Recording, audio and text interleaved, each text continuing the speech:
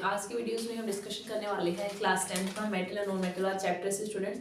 Last time हम करवा रहे थे तो स्टूडेंट्स हमने ये आपको बता दिया था कि most valuable ductiles, best conductor, poor conductors, melting point वाले वो सारे पॉइंट्स हो चुके थे। तो आज की वीडियोस में हम इसे नेक्स्ट वाला पोर्शन कवर करने वाले हैं।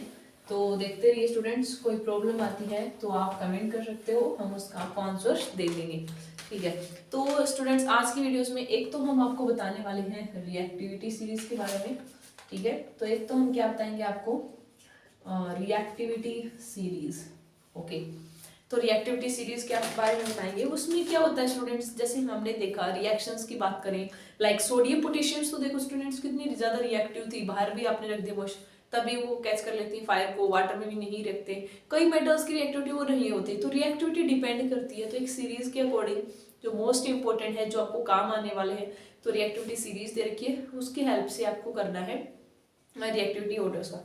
तो सबसे ज्यादा रिएक्टिव कौन होता है स्टूडेंट्स, पोटेशियम, फिर रहेगा स्टूडेंट्स सोडियम। तो सोडियम और पोटेशियम वाले में फिर स्टूडेंट्स कैल्शियम रहेगा, फिर मैग्नीशियम। ये ऑर्डर आप लर्न कर सकते हो। पहले सबसे ज्यादा पोटेशियम, देन सोडियम, फिर कैल्शियम, फिर स्टूडेंट्स मैग्नीशियम रहने वाला है आपका, और फिर उसके बाद करें एल्यूमिनियम। तो यहाँ तक तो स्टूडेंट्स रिएक्टिविटी सही रहती है, मतलब रिएक्टिविटी ऑर्डर है यहाँ पे, रिएक्टिविटी यहाँ पे डिक्रीज होती जा रही है। यहाँ तक तो हाई रिएक्टिविटी वाले बोल सकते हो, लेकिन उसके बाद में क्या होता है, रिएक्टिविटी घटने लग जाएगी। उसके बाद जैसे स्टूडेंट जिंक का, आयरन का आ जाएगा आपके पास, लेड आ जाएगा, हाइड्रोजन आ जाएगा, कॉपर, और यहाँ रिएक्टिविटी। और फिर लास्ट में इनकी बात में करें तो जैसे आपके पास है स्टूडेंट्स Hg, Ag और Ag, ये हमने आपके लिए नोट कर लिया था। तो सबसे पहले रिएक्टिविटी की बात करें तो किस कौन रहेगा students, potassium, sodium, calcium, magnesium, aluminium, zinc, iron, lead, hydrogen है, फिर कॉपर आता है, Hg, Ag, Au। अब इसका काम कैसे होगा, जैसे कई बार स्टूडेंट्स आपको ऐसे दे देंगे कि मान लो जिंक सल्फेट है और उसकी रिएक्शन हम आयरन के साथ करवा रहे हैं, तो यहाँ पे डिस्प्लेसमेंट रिएक्शन जो हमने पहले वाले चैप्टर्स में भी सीखी थी। अब यहाँ देखिए आप रिएक्टिविटी ऑर्डर में अगर ये वाली चीज, जो चीज आपको ये तो पता है कि हाई रिएक्टिविटी चीज है वो लेस रिएक्टिव को डिस्प्लेस कर सकती है, लेकिन जो लेस रिएक्टिव है वो हाई रिएक्टिव को डिस्प्लेस नहीं कर सकती। तो इसका मतलब अगर डिस्प्लेसमेंट होती है यहाँ पे, तो Fe ने जिंक को रिप्लेस कर दिया, लेकिन आप चेक कीजिए कि जिंक की रिएक्टिविटी ज्यादा है आयरन से। तो इसका क्या मतलब है कि जिंक डिस्प्लेस कर सकता है आयरन को, बट आयरन डिस्प्लेस नहीं कर सकता।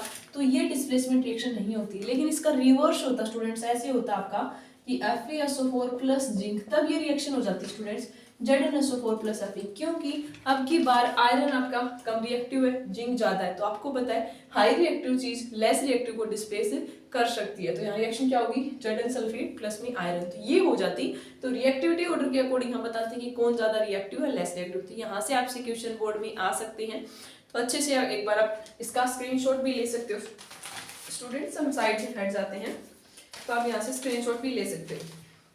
ठीक है, तो आई होप आपने ले लिया होगा। उसे नेक्स्ट हम चलते हैं स्टूडेंट्स अब केमिकल्स रिएक्शंस के बारे में। ठीक है, तो अब हम केमिकल्स रिएक्शंस देखेंगे कि क्या ऑर्डर रहेगा। ये रिएक्टिविटी सीरीज का था। तो केमिकल रिएक्शंस, क्योंकि स्टूडेंट्स अभी तक जो हमने मेटल और मेटल को डिफरेंट किया अलग अलग उनकी फिजिकल प्रॉपर्टीज के हिसाब से, कि वो मेल्लेबिलिटी कैसी है, डक्टिलिटी कैसी है, फिजिकल स्टेट्स कैसी है, मेल्टिंग पॉइंट, सोनोरस नेचर्स के अकॉर्डिंग है, जो मेन पॉइंट्स थे, हमने कोई केमिकल रिएक्शंस नहीं की थी। लेकिन अकेला फिजिकल प्रॉपर्टीज बेस पे ये नहीं बता सकते कि मेटल है, ये धातु है, ये अधातु है। हिंदी वाले मीडियम वाले स्टूडेंट्स को भी कोई पॉइंट अगर समझ नहीं आता तो वो भी आप कमेंट कर सकते हो। ठीक है, वैसे हम ट्राई करते हैं कि दोनों में ही लैंग्वेज में बताने का आपका। तो उसके बाद हम देखते हैं स्टूडेंट्स केमिकल रिएक्शंस। तो यहाँ आप अपना टॉपिक्स देख सकते हो। अब हम क्या डिस्कस करने वाले हैं, केमिकल रिएक्शंस मेटल्स वाले की। तो केमिकल रिएक्शंस किसकी होगी, आपकी मेटल्स वाले की। तो पहली रिएक्शंस क्या होती है स्टूडेंट, जैसे मेटल है और वो अगर ऑक्सीजन के साथ रिएक्शन करेगी तो क्या बन जाएगा आपका, मेटल ऑक्साइड्स। क्या बन जाएगा students, metal oxides. Like students मैंने आपको बोल दिया कि हमने रिएक्शंस उसमें भी देखी थी कि Mg है सपोज, और वो O2 के साथ रिएक्शन करवा लेती है, तो क्या बन जाता है स्टूडेंट्स यहाँ पे, मैग्नीशियम ऑक्साइड्स। और वैसे जर्नलाइज बात करें तो मेटल ऑक्साइड का नेचर कैसा होता है, बेसिक, बट ऐसा नहीं होता कि सारे ही बेसिक होते हैं, उसमें से भी कुछ हैं जो आपके पास दोनों शो करते हैं। ठीक है, तो वो हम बता देते हैं आपके पास एल्यूमिनियम और जिंक। एल्यूमिनियम और जिंक के जो ऑक्साइड हैं स्टूडेंट, वो एसिडिक और बेसिक दोनों बिहेवियर शो करेंगे।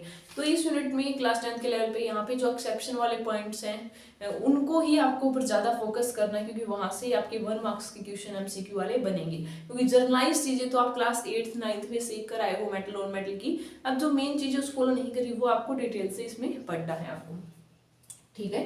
तो Mg प्लस O2 Mg, ये सिंपल हमने बताया आपका बेसिक वाला। ऐसे अगर कॉपर के साथ करोगे तो COU O2 फिर कॉपर ऑक्साइड्स हो जाएगा। और उसके बाद में अगर स्टूडेंट्स ऑक्साइड्स लेते हैं, मान लो कि एल्यूमिनियम का ऑक्साइड्स आपके पास Al2O3, अगर उसमें हम एसिड्स मिलाते हैं तो यहाँ पे साल्ट बन जाता है, कौन सा, एल्यूमिनियम क्लोराइड हो जाएगा और साथ में आपका H2O बाहर चला जाएगा। तो अगर एल्यूमिनियम ऑक्साइड्स है, एसिड है, तो एल्यूमिनियम क्लोराइड और प्लस में H2O, तो ये रिएक्शंस हो जाएगी एल्यूमिनियम वाली। और अगर इसी में, क्योंकि हमने आपको क्या बताया कि एल्यूमिनियम के ऑक्साइड और जो जिंक के ऑक्साइड हैं वो आपके एसिडिक और बेसिक दोनों नेचर शो करेंगे, ठीक है। तो एसिडिक तो यहाँ अगर बेस हम इसमें NaOH डाल दें आपके पास तो क्या हो जाएगा, सोडियम एल्यूमिनेट NaAlO2 और प्लस में क्या हो जाएगा H2O स्टूडेंट्स, ठीक है। तो यहाँ से Al2O3 HCl था, एल्यूमिनियम क्लोराइड, तो एसिडिक भी शो किया उन्होंने और बेस के साथ में, दोनों के साथ में के ऑक्साइड्स कर सकते हैं रिएक्शंस। वैसे जनरलाइज बात करें तो मेटल ऑक्साइड्स बेसिक नेचर के होते हैं, लेकिन जिंक के और एल्यूमिनियम के वो दोनों शो कर सकते हैं, एसिडिक बिहेवियर भी और बेसिक वाला भी, ठीक है स्टूडेंट्स। तो ये हमने आपको बता दिया था। और वैसे ज्यादातर जो मेटल ऑक्साइड्स देखे जाते हैं ना, वो पानी में डिजोल्व नहीं होते, मतलब इनसोल्यूबल रहते हैं। लेकिन जो बेस, ये हमने क्लास उसमें सेकंड चैप्टर्स में बताया था कि कुछ बेस पानी में घुल जाते हैं, कुछ नहीं होते, उनको अल्कली बोला था। तो वही है कि कुछ अगर आपके पास डिजोल्व हो जाते हैं, लाइक सोडियम और पोटेशियम के ऑक्साइड डिजोल्व हो जाते हैं पानी में, तो उनको हम अल्कली बोलते हैं, वो स्पेशल नाम था वहां पे, ठीक है। तो वो आप कर सकते हो यहाँ पे। एक क्वेश्चन और भी है स्टूडेंट्स इसमें कि अगर सिल्वर और कॉपर है तो वो आपके पास है ना रिएक्ट नहीं करते ऑक्सीजन के साथ में।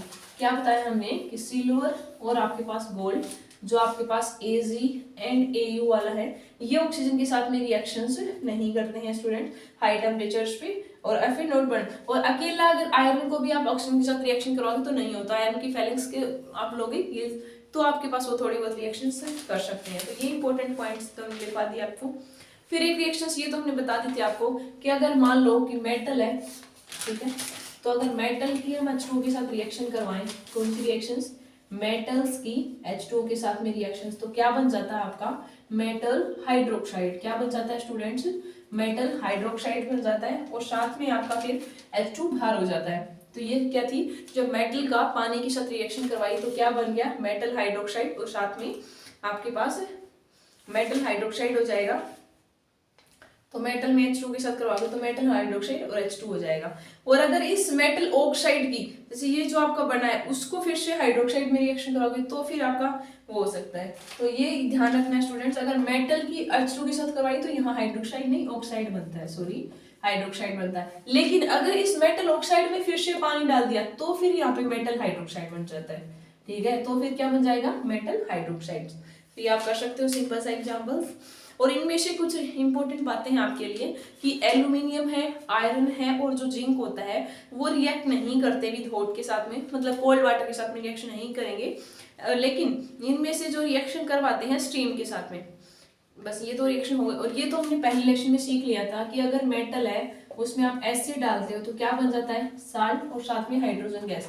जैसे मैंने आपको कहा कि मेटल सोडियम थी और एसिड HCl था स्टूडेंट्स, तो साल्ट बन गया यहाँ पे NaCl और साथ में कौन सी गैस बाहर निकल गई है, H2 गैस निकल गई है। तो सिंपल सी रिएक्शंस कौन सी थी, मेटल की reactions with acid, formation of salt plus hydrogen gas. तो ये जनरल सी इक्वेशन थी, तो आप कर सकते हो। लेकिन स्टूडेंट्स अगर इसी में मान लो कि अगर आपका एसिड है, यहाँ पे तो HCl था, सपोज एसिड ना होता, नाइट्रिक एसिड होता, तो यहाँ पे क्या होता है, हाइड्रोजन गैस बाहर नहीं निकलती, वो सीधा उसको ऑक्सीडाइज करवा देते हैं। नाइट्रोजन के तो खुद से कंपाउंड्स बन जाएंगे, लाइक NO बन गया, NO2O3, साथ में H2 की जगह H2O बाहर निकल जाती है। तो ये जनरल वाली रिएक्शंस थी। लेकिन मैग्नीशियम है वो इवोल्व कर देता है H2 गैस नाइट्रिक के साथ में। तो इस टाइप्स के जो एक्सेप्शंस आपको बताए जा रहे हैं, जो इंपॉर्टेंट पॉइंट्स हैं, तो वहां से आपके 1 मार्क्स के क्वेश्चंस बनने की पॉसिबिलिटी है बहुत सारी, ठीक है। तो आज की वीडियोस में हम इतना ही रखते हैं, नेक्स्ट वीडियोस थोड़ी सी लंबी रखेंगे ताकि हमारा चैप्टर्स कंप्लीटेशन हो पाए। हमें टोटल 4 वीडियोस में चैप्टर कंप्लीट करना है, ज्यादा लेंथ की वीडियोस नहीं कर रहे क्योंकि स्टूडेंट्स वाले प्रीफर नहीं करते लॉन्ग वीडियोस वॉच करना, तो इसलिए हम छोटी बना रहे ताकि वो बोर भी ना हो। तो एक ये दूसरी वीडियोस थी आपका पार्ट 3 और लेके आएंगे, पार्ट 4 में ट्राई करेंगे कंप्लीट चैप्टर हो जाए, फिर एक चैप्टर वीडियोस होगी जिसमें एनसीईआरटी की सारी प्रॉब्लम्स का डिस्कशन होगा। तो आई होप स्टूडेंट्स आपको समझ आ रहा होगा, कोई क्यूरी रहती है तो you can comment and mail, and thank you for subscribe and like the channel.